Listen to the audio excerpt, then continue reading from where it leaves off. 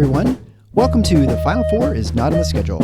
I'm your host, Eric, alongside with expert analyst Rod.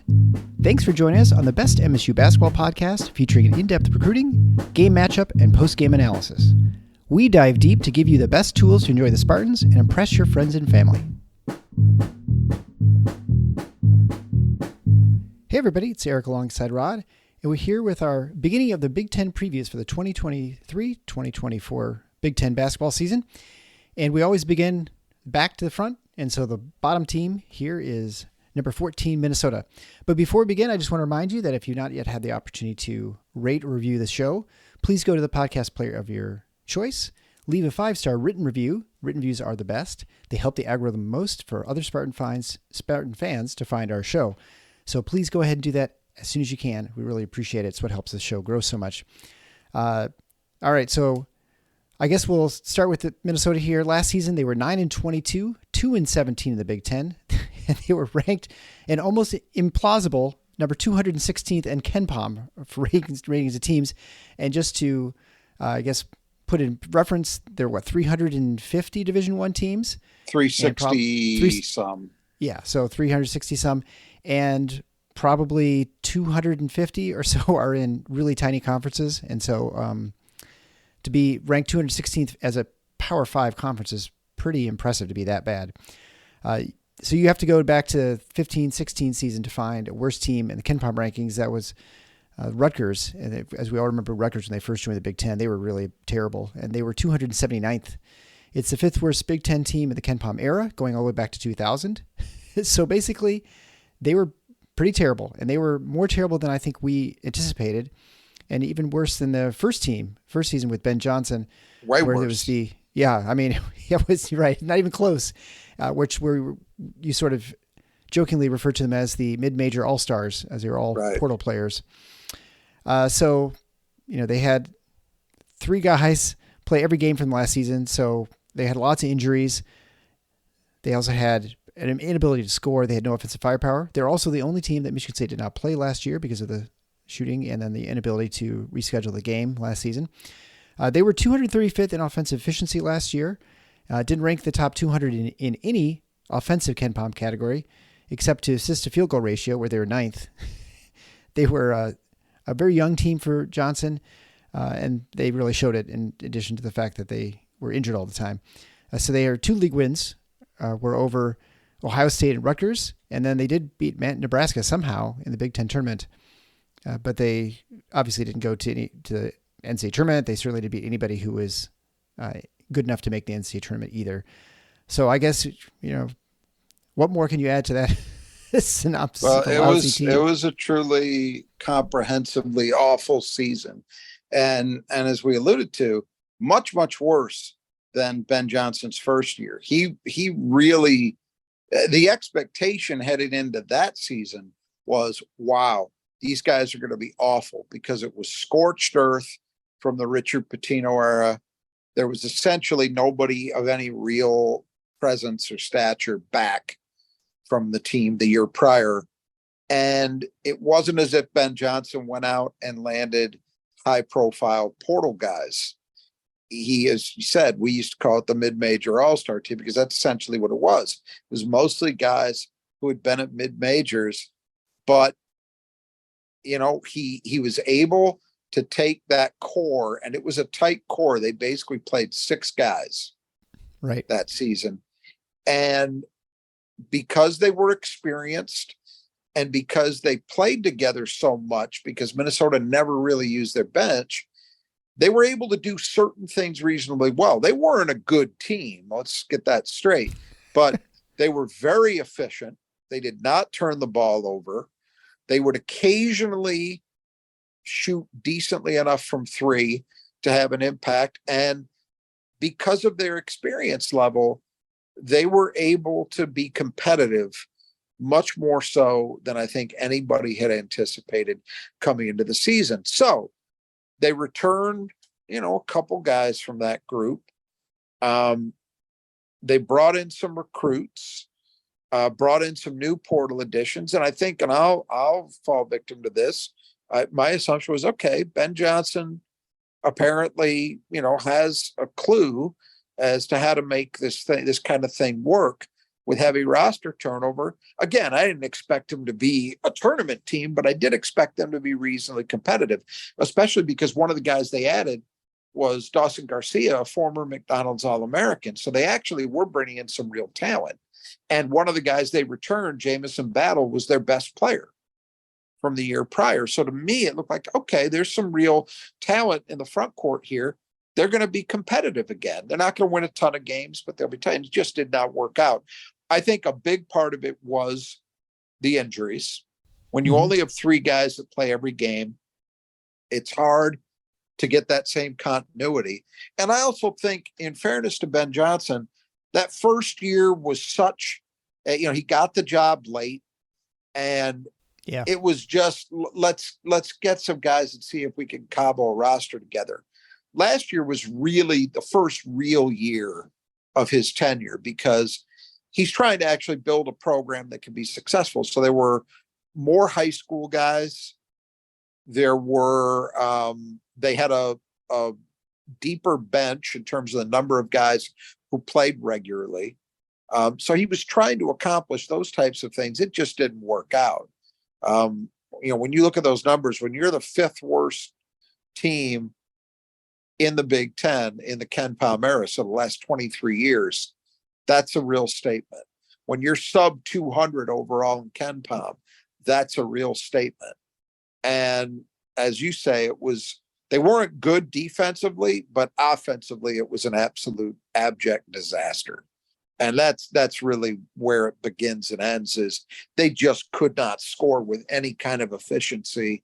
And when you do it to the level they did, 9-22, 2-17 is kind of how it's going to go.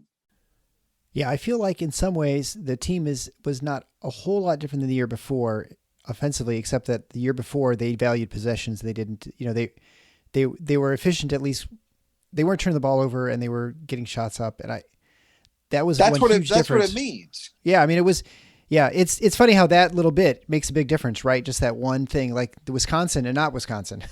We find that out every year in the Big Ten. You will see teams. I mean, look, Wisconsin is known for that, right? They just do not turn the ball over ever. Right. The Bo Ryan era, the Greg Gard era, same thing, more or less. But their efficiency as a shooting team has really ebbed and flowed over the years. Mm-hmm. But they're still able, even in a down year, they're still able to be competitive for that reason, because they're not going to kick the ball away. They're going to get shots up. So even if they're not a tremendously accurate team, they're still going to get the number of shots up that are going to give them a chance. And that's what Minnesota did not have going for them last year. Yeah, I think, fundamentally basketball in some ways is a math thing, right? So you either get up more shots, more volume by getting more possessions, more rebounds, you get more opportunities, or you limit your opponent's opportunity to score points and limiting their. And so you want to, and if you're obviously a better shooting team, you're going to be even more successful. But that's a way to sort of balance the level of the playing field, I suppose, in some ways, just by changing those possessions and shots. And that's why the coaches pay so much attention to it. And I think it was even when we were talking discussion earlier this summer with, I think it was Carson Cooper talking about how Michigan State had a goal of 65 to 70 shots per game. Yeah. That was not just a reflection of, oh, we're hoping the other team's going to shoot 65, 70 times each. Either they want to try and rebound and maximize on the offensive board to get more shots up as well. Right. It's funny though, because, the Big Ten, when I think of the Big Ten as a league, one of the things I do think about, and this doesn't mean it's every team, but it's a lot of teams, more so than most leagues, I think. There is league-wide an emphasis on valuing the ball. Frequently, you will see, 4 teams, 5 teams in the top 20 in turnover percentage. And Michigan State has been an outlier in that way, vis-a-vis the rest of the league. Is it typically, the turnover percentage is by Big Ten standards fairly high, but it doesn't matter, because Michigan State's going to play at a different pace. They're also going to get additional shots typically because of the way they offensive rebound, et cetera. But I think for a team like Minnesota, it really, really mattered, because They weren't going to be able to play fast. They weren't going to be able to offensive rebound. So the only path they had was minimize the mistakes the way they did the year prior, and that they just weren't even close in that category. Yeah, so I mean, if you're a Gophers fan, I guess the one way you can look at it is, well, we'll be better. almost by default. Worse. Hard to be worse, but you never know. Yeah, I suppose. And I suppose, 2 years for a year from now, and you say you're 14th, that's actually not so bad because you're not in the last place in the Big Ten. But this year, so your prediction is they're 14th. Well, let's talk about the players who are departing and those who have been washed away, just like the water should get washed away off your roof through your gutters. So the Brothers of Just You Gutters are sponsoring the players departing as we do this promo. They are fantastic tradesmen. They will take care of your roofing needs. Well, I should just say gutter needs. They only do gutters. They specialize in that. So if you have leaf problems, if you have leaking problems, if your water's pooling in the side of your house, or you've got a torrent coming off the side where you didn't actually have gutters, or the gutters are too small, they can take care of all that. They can repair things. They can replace them, all sorts of different options, and they get it done quickly at a very good price. You can't go wrong. I know we've had people who I've heard from them. They said they've had a number of our listeners who've reached out and they've been very happy with their service, and listeners of the show. So if you need gutter work, take a look at your roof. If you definitely absolutely go out to Brothers of Just You Gutters. You can find them at brothersgutters.com in an area near you. If you're on the west side of the state, you can contact Kurt and his team. If you're on the east side of the state in the Detroit metro area, you can talk to Greg and his team. You can find contact information to that in your podcast player below. So check them out. 10% off if you mention Final Four when you get your estimate. All right, so let's talk about the players departing for the Minnesota Golden Gophers. The most prominent of them is Jameson Battle. 6'8", power forward, clearly the best player in the team last year, and he was injured the year before, so he wasn't quite as effective. But he's leaving and transferring to Ohio State. So he's one of those mid-conference transfers. And, he was second on the team in scoring at 12.4 points a game. He didn't shoot great. He would have games when he'd shoot really well, but generally was not super. So 37% from the field, 31% from three, 78% from the line. After the previous year where he was 45, 37, and 76. So he's definitely better shooting last year, but I don't think he was as injured maybe, or I don't know. I guess he's just better. But so if he stays healthy for Ohio State, he'll definitely help them, but that doesn't help Minnesota at all because he is a good scorer, good rebounder. And I think he was a pretty good leader for the team too. Yeah, he was their go-to guy, such as it was the year prior. But everything was down. His scoring was down about 5 points a game. You mentioned the shooting line. His rebounding was down. And a lot of that was attributable to health. So he missed a bunch of games. But as often happens with guys, sometimes that doesn't even tell the full story because some of the games they're playing in, they're not near 100%. And I think that's what happened. I think he really struggled to get back to full health, and it really impacted his play. We're going to come back around to him when we talk about Ohio State, but I think he's quietly maybe one of the better portal additions anywhere in the country if he's healthy, because he showed 2 years ago what he can be if he's healthy. If he had put up that kind of season on a contender, he would have been a first team all Big Ten kind of player. Now, I'm not sure whether if he plays on a contender, he gets the opportunities to put up quite that level of production. But Jameson Battle can play. There's no doubt in my mind. And it's a big loss for Minnesota. You're taking away a guy that even in an injury-riddled off season was still a really important player for them. So there's no way to sugarcoat that. That's a loss. Well, and speaking of losses, the next up is Talon Cooper, transfer point guard from Morehead State. He transferred to South Carolina. He's a starter. He was a starting point guard for Minnesota, played all 31 games, led the team in minutes, averaging almost 10 points a game on 40, 38, and 61 shooting, and was a little under 2.5 to 1 assist to turnover ratio, so pretty good. And he was second in the conference in assists overall, so he leaves for the Gamecocks.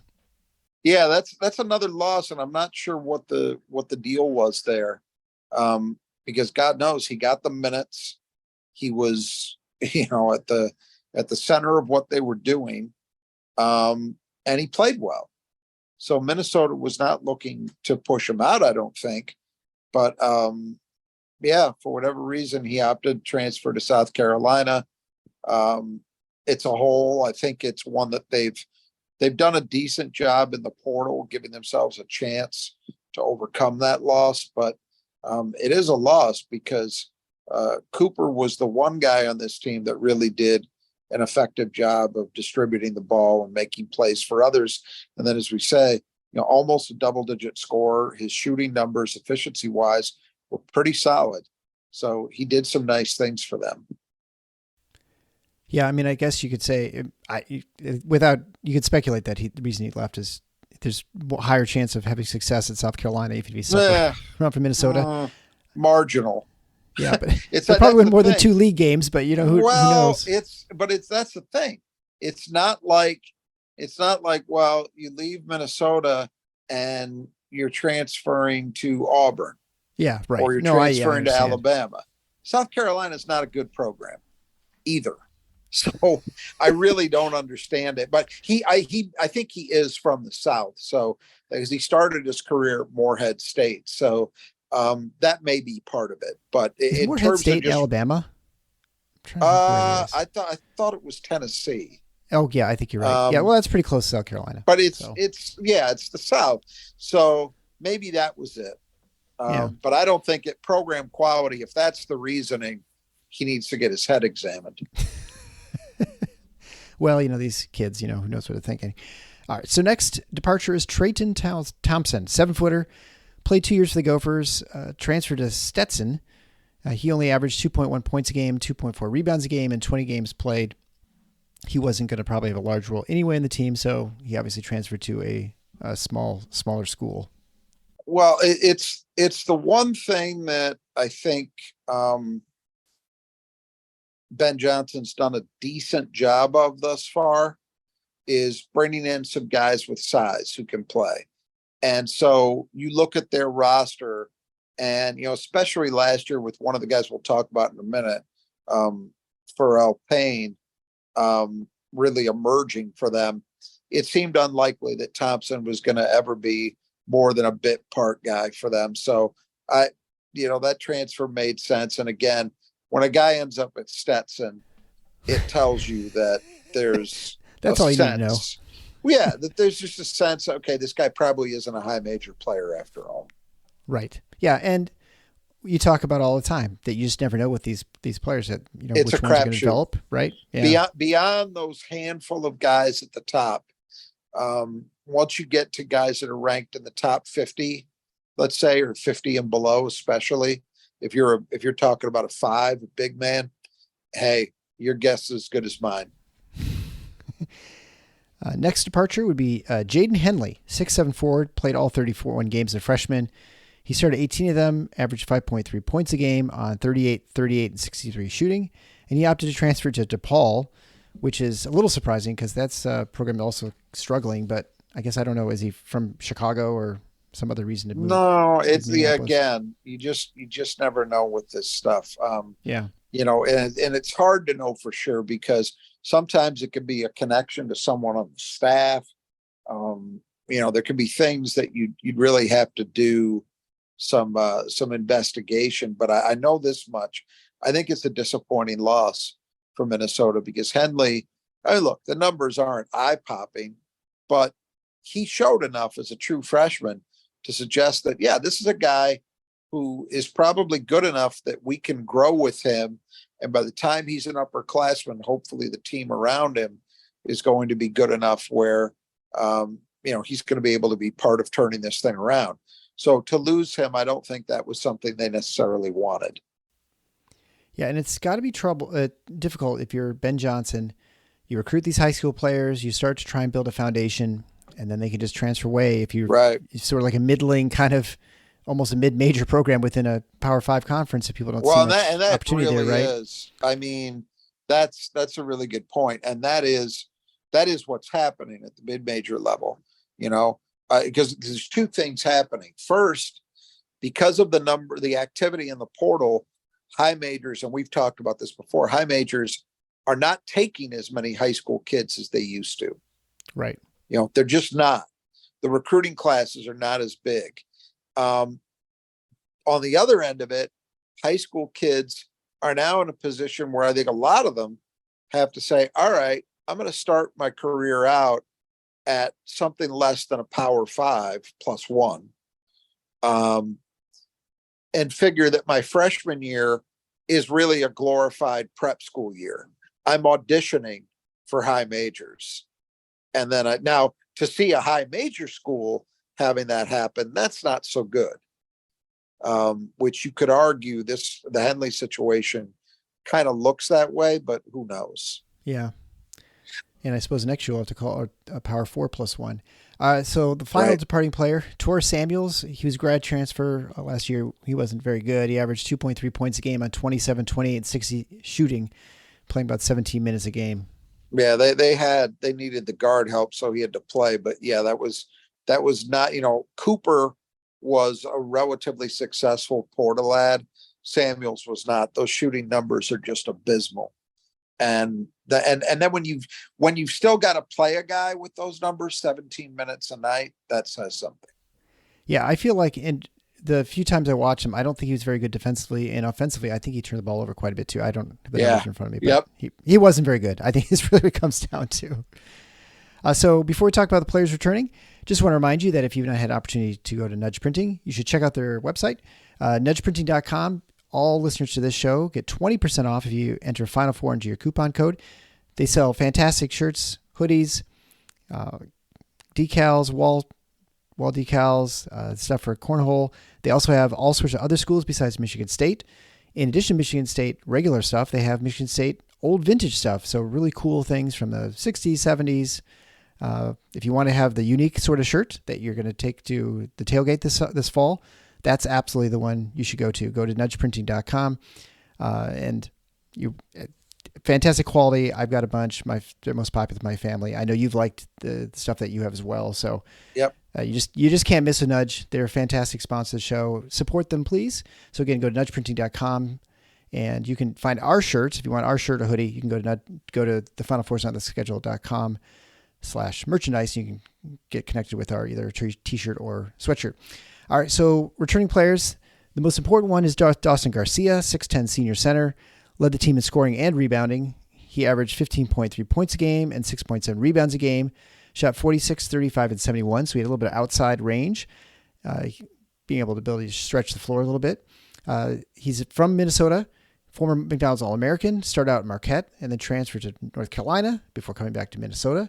So he's obviously going to be one of their key players in the team. I mean, especially with losing two of their starters, he's absolutely going to be critical for their success this season.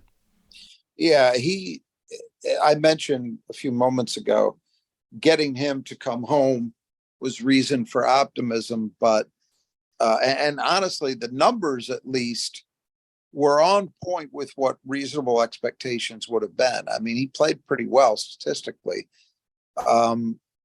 But it didn't make the team better. I don't put a lot of that on him necessarily, but he's clearly their key guy. With Battle gone, he's the linchpin for this team. Now, they're probably going to play him more at the 4 this year than the 5. He's capable of playing the 5, but I think to get their best team on the floor, they may play he and Payne together a lot. And Garcia can handle that. He can handle the 4. He's a good enough perimeter shooter. Defensively, it's maybe not ideal, but beggars can't be choosers at this point. Minnesota just needs talent on the floor.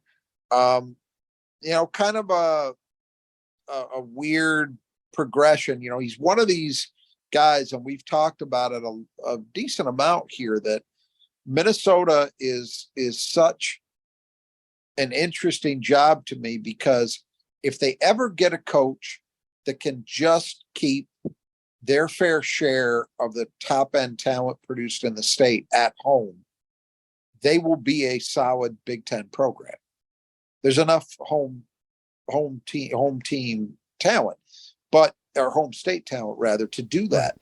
But they haven't been able to do it consistently. I mean, I just saw a kid in the 24 class. I think his name is McAndrew. He's a stretch 4 type guy from Minnesota. He's going to Creighton. Not even like a Duke or something. I mean, he's not like that. Right. Now, they've lost a lot of guys to Duke and Kansas. And, in this case, he went to Marquette, which, I still wouldn't be very happy about if I were a Minnesota fan, but okay. And then he transferred to Carolina. But Creighton, I understand Creighton's been a very decent program, more than decent in recent years. But come on, if I'm a Minnesota fan, I'm enraged by that. But Garcia is another example of this, where he's a high-end McDonald's All-American player who, as I recall, in his original recruitment, Minnesota never even had a realistic chance at getting. Now, they're fortunate they've gotten him on the rebound, but Ben Johnson has got to change that. But in any event, they have Garcia now. He's going to be the main man for them, no question. Well, and when we were talking about the addition of Oregon and Washington, you were talking about Washington with the Seattle area having quite a few players. But yeah. I feel like Washington in general doesn't have really much. If you say they have any basketball tradition, it's really ancient. And Minnesota, I guess, I suppose by this point, it's pretty much ancient too, right? It's beyond any of these players who are there growing up who remember Minnesota being any good in the Big Ten. Obviously, Richard Pitino got him to the tournament a few times. Tubby Smith, actually, when you look back at their performance under Tubby Smith, it looks pretty good. Yeah. Relative to what they are now. And it's really been, for Minnesota, even those two guys, their best teams were nowhere near contender status. You're at a point where you're almost coming up on 30 years. So it was 97, right? That they went to the Final Four with Bobby Jackson and that group. Courtney James, those guys. That's a long time. It used to be, and I've talked about this before, it used to be the Minnesota of, my youth of growing up. So say the mid 70s to the mid 90s, Minnesota was a program that typically would cycle down for a couple of years and then they'd cycle up for a couple of years. And usually one of those two cycle up years, they would be somewhere in the mix at the top end of the league.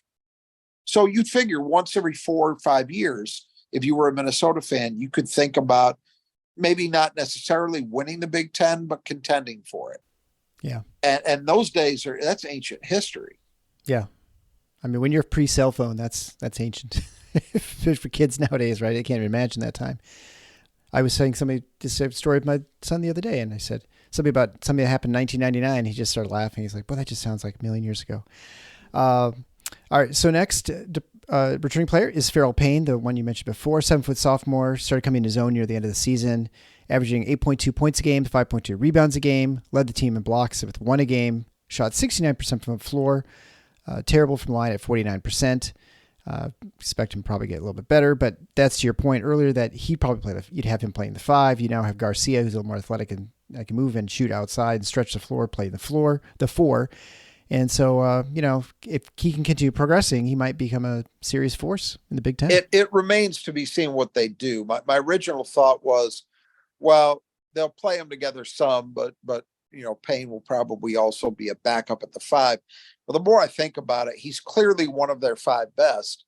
And if I'm Ben Johnson, I've just got to find a way to get my best 5 on the floor as much as possible, because if you don't do that, you know where you're finishing, right? I like Payne a lot. For a guy who was sort of underrated, under the radar as a freshman, I thought he was pretty damn good. You shoot almost 70% from the floor. It tells me at the very least, you know who you are as a player. You're not forcing things. Yeah, you're not taking bad shots. Almost 5.5 blocks per game, all solid.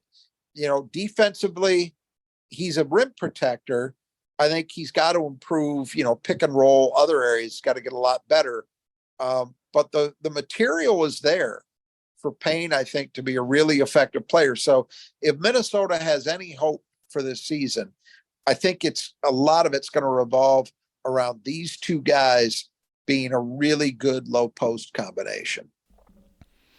Next returning player is Joshua Ola-Joseph, 6'7" sophomore, averaging 7.4 points a game and 2.7 rebounds a game, started 24 games, stayed healthy to play every game for Minnesota, one of the few players. He shot 55, 38, and 57, and his three-point shooting was a low volume, so he'll obviously be someone who's important going to next season as well. Yeah, that's my only hesitation with the 3-point number is that it did come on low volume. So You're not sure whether that 38 is an honest 38 or not. But look, they need guys who can put the ball in the basket. He showed potential like Payne as a freshman, and playing 22 minutes a game last season, that's significant. So he's another guy who's very much going to be a factor for this group. And that's the thing. Look, they're taking their lumps, but when you've got guys like Payne and Ola Joseph that are sophomores, you could see what Ben Johnson's trying to do. Right. And they're a young team. And there's one of two ways you can do this, right? You can play it the way a lot of coaches seem to be opting to play it now, which is, you know what? I've just got to accept that my roster is a year-to-year thing, and I'm going to rebuild every off season. So every March, every April, I'm going to be in the portal, maybe even all summer. And I'm just going to have to do it that way. Or you could say, yeah, I could sprinkle in some guys where I need them. But if I'm going to be successful and build something sustainable, I've got to have a core of guys that develop over multiple years together. And that appears to be the route that Ben Johnson is at least trying to take. Yeah, and I tend to think that's probably the smarter approach, but it's only if you give enough time and you can actually get those recruits initially. You got to get it right. You guys like Payne and Joseph have to develop at this time next year. If this is going to work, we need to be talking about both of those guys coming off very good sophomore seasons where you can start to see a junior year for them where they're not just putting up good numbers because they're playing a lot of minutes on a bad team. You've got to start seeing things that indicate, hey, these guys are good Big Ten players, period. And that's the crapshoot. Right. Yeah. And speaking of returning freshmen, Braden Carrington's next. He's 6'4". He'll be a sophomore, obviously. Played 22 games last year, averages almost 6 points a game and 3.6 rebounds a game, shooting 33, 33, and 72. 70% of his attempts were from deep. So obviously for him, if you're going to be shooting that much, you have to have a better 3-point percentage. But I mean, again, he's one of those players that can he develop? Can he get a little bit better? And then, make this team a little bit better. And, especially from an offensive standpoint, they certainly need it. Look, they need shooting, they need scoring, and they need it from three. And those are his supposed strengths. He's got to do all of those things better this year. Yeah, that's the other thing too. We talk about, well, if it's going to work, you've got to have those guys that you bring in from the high school ranks actually develop. The flip side of that is, for the players' sake, you've got to show that you belong quickly. Because if you don't in this environment, I don't know enough about how Ben Johnson's operating his program to know if he's doing this or not, but I can tell you a lot of coaches, they cry about what the portal does in terms of the guys they lose. But let's also understand, a lot of these guys are encouraging their own players to leave as well because they need the space. And so for a guy like Carrington, it's crazy to say it about a guy who's only played one season, but he's already on the cusp of probably being make or break. Right. Yeah. Yeah. And sort of like, with Izzo, you'd have like Pierre Brooks, a good example. Well, I don't think he probably says you have to transfer, but he's probably said, honestly, I don't see many minutes for you next year. So you might as well just go somewhere else. Right. And that's the conversation these guys are having. Yeah. And it depends on the coach. I think, the more ethical guys are having those kinds of conversations. And I have no reason the best to side think of people, Rod. Yeah, well, but there are guys out there who I guarantee you are saying one way or another, are saying to kids, look, get your ass out of here. Yeah. Go find somewhere else. Or better yet, I'm going to find somewhere for you because I need your spot. I have no reason to think Ben Johnson, he seems like a solid guy. Izzo recruited him when he was a player. So I'm going to assume that. But yeah, just you look at somebody like Carrington and, more so than the other two guys we talked about because they've already shown a little more. But Carrington, he's got one role that looks like it's the ticket for him. He didn't do well enough in that role as a freshman to say, oh, for sure, this guy's a piece of the puzzle going forward. He's got to show more this year. So next returning player would be Isaiah Innen. He's a 6'8" forward who's missed the last 2 years with injury. So he last played in 2020 and 21, averaging only 2.8 points a game, 3.5 rebounds a game, shooting 32, 22, and 79. So, obviously he's got some size. Can he be a shooter? Well, it's been a while. We'll just have to wait and see. This is the last connection to the Richard Pitino era. Richard Pitino was very high on it. Very high on him. And then, losing the last 2 years to injury, God knows what he's got left. Or once upon a time, they thought this was a guy who could be really effective on the wing. He's got great length. He was athletic, and he could shoot some, even though the 3-point numbers were not good the last year that he played. But this is just a huge question mark. And unfortunately for Ben Johnson, he's not the only one. I mean, name me another program where you got two guys who have missed 2 consecutive seasons due to injury. Minnesota is one. They might be the only one for all I know. I'd be kind of surprised if there was another with 2 guys like that. But you just don't know what you have. So I think at this point, anything you get from it is gravy. Yeah. Well, and for as much as Michigan State fans lament the foot injuries at Michigan State, I mean, I feel like Minnesota's had the injury bug for years at this point. I mean, they just always seem to have 2 people out. Eric Curry. Yes, Eric Curry, right. Just a huge problem. And that was a kid who showed so much potential. And then again, it was like 2 straight years. And he actually came back against all odds. Nobody expected him to come back, and was reasonably productive his last year. They'll hope for something similar for Innen, but it's a crapshoot. A lot of crapshoots in this Minnesota team. Next player, Parker Fox, 6'8", 230-pound power forward. Guess what? He missed 2 seasons due to injury after transferring to Minnesota from the ambiguous Northern State, where he was a D2 All-American, where he's averaging 22.5 points a game and almost 10 rebounds a game, along with 3.5 blocks a game. So, can he make the move up? What is he after those years? I'm going to guess you're going to say this is a crapshoot. Well, it's a total mystery. They were really excited when they signed him. And we've seen a little more of this than we used to. Where guys, a rare guy, it's not everybody, but occasionally somebody that's a D2 or a D3 All-American makes the step up in class and is actually really productive. There's the kid, and I'm drawing a blank on his name. He's a headband wearer at Creighton, who was a wing and in fact, Michigan State even checked in on him for a second in the portal last season.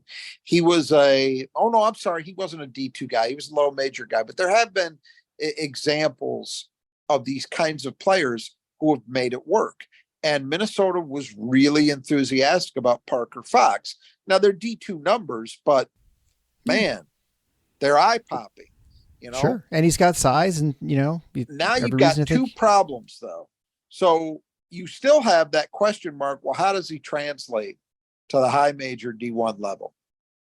But you've also added to that. Oh, and also he sat out the last 2 years, right, due to injury. You have just no way of knowing if somehow Parker Fox is something close to 100% and everything translates well. He could be a huge X factor for this team, but we have no way of knowing how likely that is. I think we've figured out the title for this episode is Minnesota's a crapshot. Crapshoot. Well, no, they're not actually, because we know that the odds are very much against them. It's just some of these guys. There's so much of a lack of data to go on with these guys that you just have no idea.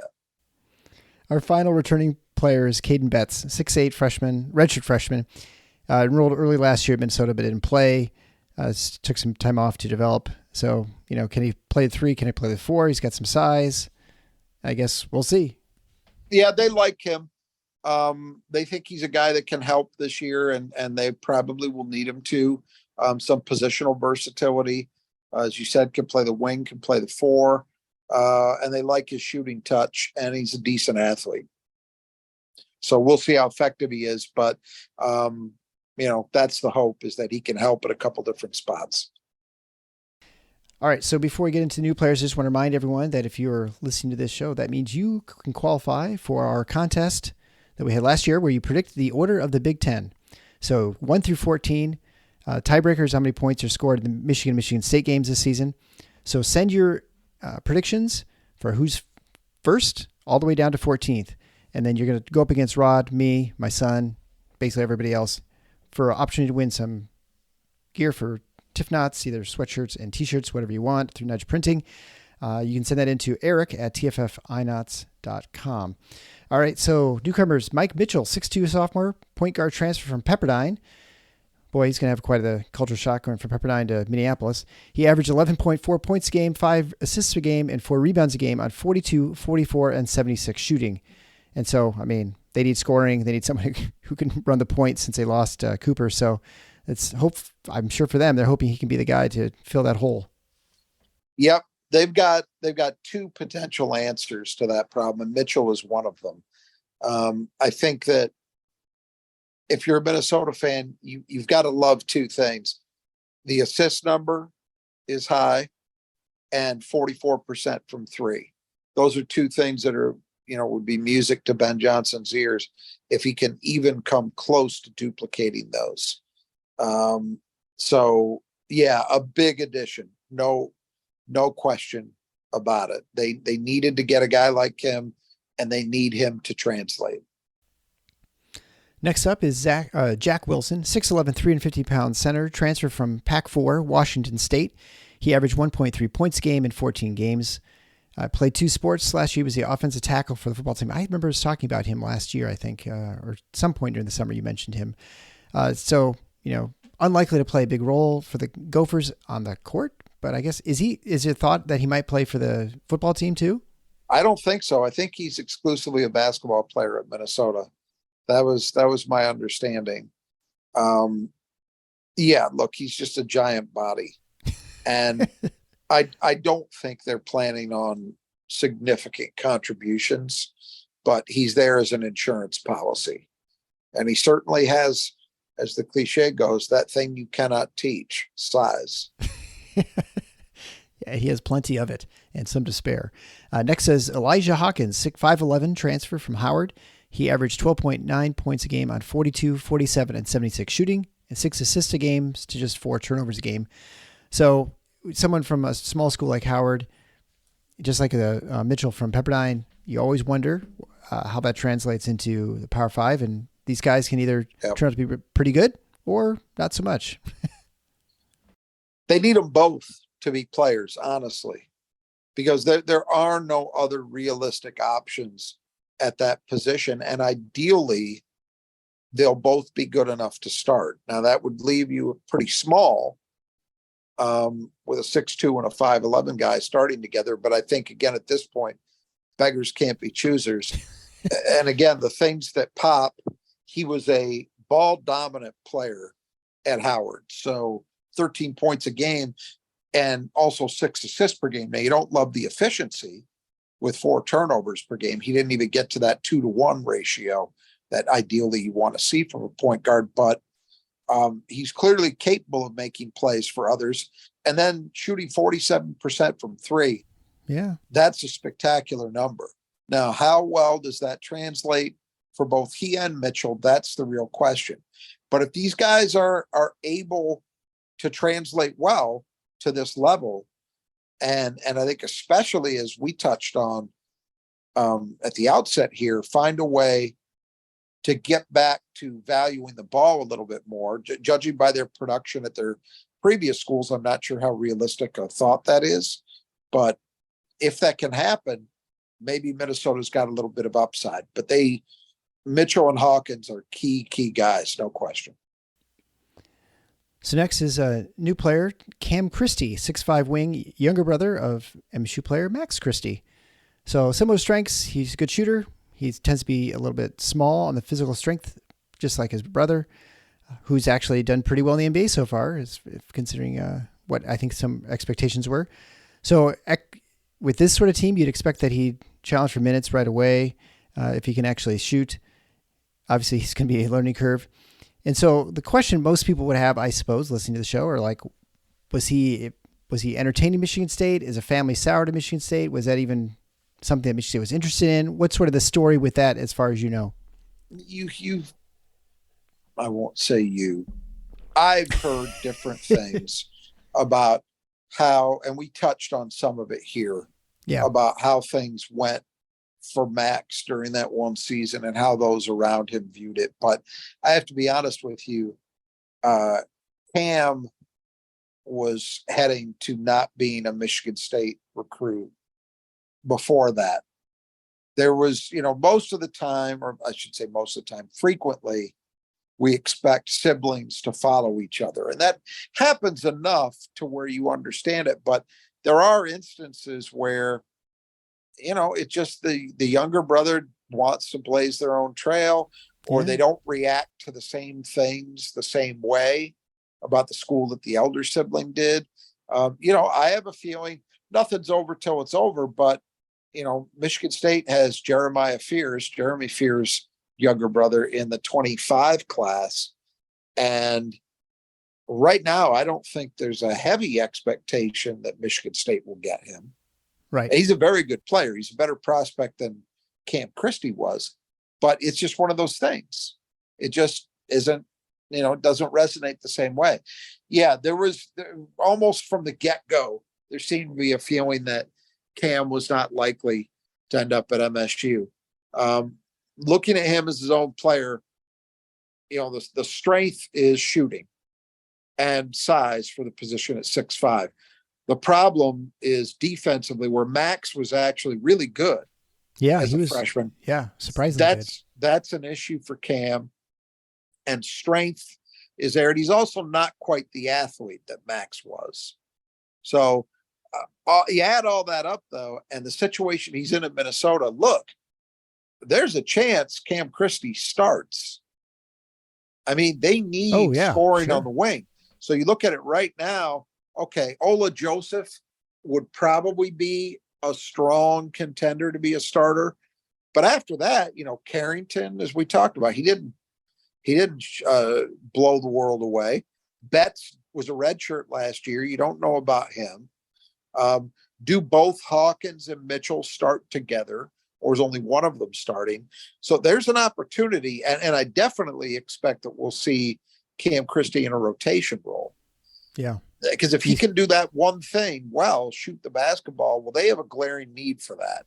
Yeah. I mean, you'd expect at least double-digit numbers in minutes for him available in that roster, right? I'd be surprised if he doesn't. Yeah. And so final new addition is Kristupas Kajunas. Late addition, Lithuanian, big-time center. Dennis Evans decommitted and ended up at Louisville, so they got this Lithuanian forward. 6'8", a little under 200 pounds. I guess there's not a whole lot known about him except that they expect him. He kind of arrived in summer. This is the nature of what it is right now. People arriving late in summer on teams now with transfers and all this sort of stuff going on. So, still a lot unknown in whether he can, how long it takes to get sort of gel with part of the team. Yeah. Yeah. The loss of Evans was a big one because he wasn't a McDonald's All-American, I don't believe, but he was right under that level. He was a very highly regarded recruit and kind of a surprise because I want to say he's from Southern California. He's definitely not from the region. And Ben Johnson landed him, and then he ended up decommitting, ended up at Louisville. So that was a bit of a loss. But, again, I look at Minnesota's roster, and to me, if they'd landed Evans, I'm not sure where would that have put Payne? Exactly. Right. Yeah. So with this kid, this was a reaction to having a spot available. Who the hell knows? Where better to go than Vilnius, right? His reputation is that he's better defensively at this point. Offensive game is still a work in progress. And I'm pretty sure he's not even there yet. They were talking about late in the summer. So I don't believe he's arrived yet. That would suggest that you're probably not going to see a lot from him early on, but we'll see. So he's still on the steamer ship going across the Atlantic right now. So yeah, we'll move to just a discussion of the Gophers overall. You picked them to be the worst team in the Big Ten, and I'm going to guess that very similar to last year, you're going to say, well, we can kind of have different tiers, and then Minnesota is in the bottom tier, but they may not end up 14th. Maybe all these things work out, and they could end up, winning. They'd hope from their standpoint they win more 2 or 3 games, right? Maybe they could win 5 or 6. I will say this. It is not every year that the team that you pick last has an individual player with the talent that Garcia has. Sure. So when you have a guy like that, sometimes that's enough that if he goes up, say, another half level from where he was last year, and all of a sudden he's, an 18 and 11 guy and is a little more efficient, that might be enough where he can carry them in a handful of games. And maybe you do get to that 4 wins, 5 wins area. You can't rule that out. But it's a tough situation. I mean, there's no doubt about that. You could see by the tenor of our discussion, Johnson's trying to build something that is a little more sustainable. Yes, he's brought in guys from the portal, but even some of that, Mitchell, who's arguably their biggest portal addition, he's a sophomore. So right. I would think ideally they're going to have him as a multi-year guy. That would be the guess. Losing Battle, if they had Battle back, I would have more seriously thought about putting them 13th. Because I figure his injury luck has to be better. And if you put Battle together with Garcia and Payne, that would have been a really good front court, really good for a team at this level of of the standings, Yeah. But here are the questions to me. First thing is, can Mitchell and Hawkins really translate? If those shooting numbers, even if they can be high 30s guys from 3, that's going to make Minnesota better. Yep. I think for Minnesota to be significantly improved, both of those guys have to be good. Can Cam Christie and Betts, the red shirt, be effectively introduced into the rotation and give him better, more quality depth? And then I think beyond that, Innan and Fox are total X mystery factors. If you get anything out of those guys, that could be a benefit. I don't have to squint too hard to see this team being better than they were a year ago, but that also doesn't mean very much because you can still be god awful and be better. So, but to me, better, quote unquote, really starts on the offensive end for this team. They have to figure out how to be a more efficient team in every way possible. So that means valuing the ball to a greater degree and shooting the basketball better. If they can do those things, they can be improved. Yeah. Well, and I think, you and I both agree that Ben Johnson seems like an upgrade over Patino as from a coaching standpoint, just coaching. Well, but the other part is, of course, recruiting and can you construct this roster? And we won't know that for another year or 2, probably. Look, it's the same. And Ben Johnson, they brought in for a reason. One, he had a reputation as an effective recruiter, as an assistant. I believe his last stop had been at Xavier before taking the Minnesota job. So he'd been in some places where they know how to win. He'd been in a winning culture. So that was a positive. And, he was a guy who had great connections with high school and AAU figures in the state of Minnesota. So ideally, you look at that and say, okay, maybe this is a guy, Richard Pitino landed a handful of players. He got Amir Coffey to stay home. He was a legacy. His dad had played at Minnesota. I'm not sure how challenging that was. He did get Oturu, who was a really good player for them. to also stay home. But he swung and missed on a ton of other guys. He was not the answer in terms of, putting that proverbial fence around the state and keeping the majority of the high end players in Minnesota playing for the home state school. If Ben Johnson is going to succeed, I think it applies to him the same way it applies to anybody who takes this job. That has to be, I think people might differ with this now because the portal has changed so much, but I still think it's true for this job. The core of your roster has to be higher end talent from within your own state, because the state produces enough of it. And the thing that would be maddening to me if I were a Minnesota fan is there's no competition in state. Right, exactly. Yeah, there is no other Minnesota school. But instead, they find themselves, Wisconsin, if you look back over the Bo Ryan and Greg Gard period, and you're not really aware of it, I think you will be shocked to find out how many of their better players have come from the state of Minnesota over the last 20 years. It's a high number. Brad Davison was a Minnesota kid. John Lure was a Minnesota kid. I can go on and on and on. They've had a lot of them. Nate Reavers was a Minnesota kid. That's just in the last few years. Yeah. That doesn't even count the Kansases, the Dukes, and now Creighton. These other programs coming in and taking guys from your state. If it's going to change, the bottom line is going to change, rather. That's got to shift. And that, to me, is the biggest thing that's on Ben Johnson's plate. And it's a hard task. I don't mean to suggest that it's simple. Minnesota plays in a building that I think the romantics and traditionalists among us think has some charm, but I have no doubt that it's something of an albatross for them in some ways, that they play at Williams Arena. Sure. The lack of a practice facility. There are these things that it's hard for Michigan State fans to even relate to, because they are the problems that Michigan State faced more than 30, we're talking 35 years ago.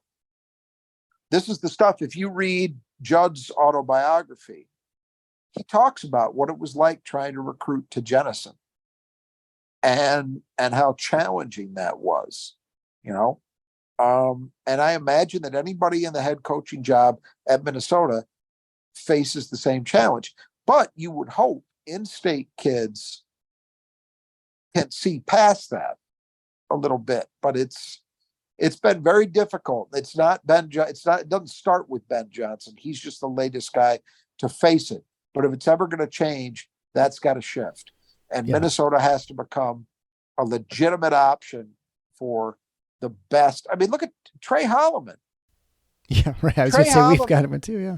Tre Holloman would have, in my opinion, had huge minutes as a freshman. He would have. And he opted to not go there. He instead came to Michigan State, where I suspect he knew he was going to be facing much stiffer competition for minutes, but he wanted to be part of a different kind of program. That perception has to be changed at some point. And boy, they've cycled through a lot of guys. And they've done it all different ways. They had Dan Monson, who was, came from Gonzaga. Try to imagine Mark Few leaving that job from Minnesota. But at the time, it made sense. Yeah. Dan Monson couldn't get it done. Tubby Smith, they bring in a veteran, a guy with Final Fours and a national championship on his resume. Did a solid job, but not good enough, apparently, for them. Then they bring in Richard Pitino, who, had a name. Yeah, I was going to say had some reflected flash. Never quite, had some decent teams, but never turned the corner. It's a very challenging job. But what's frustrating about it from the outside looking in is it all looks so simple to me. It's not a simple thing, but it looks that way when you look at the amount of talent that state produces and just think, just keep your share. Right. You don't have to get them all. Just get a couple of the top 100 guys every year. You don't have to get the McDonald's All-American types. Keep those guys at home, and you'll have something. And they just have not been able to do it.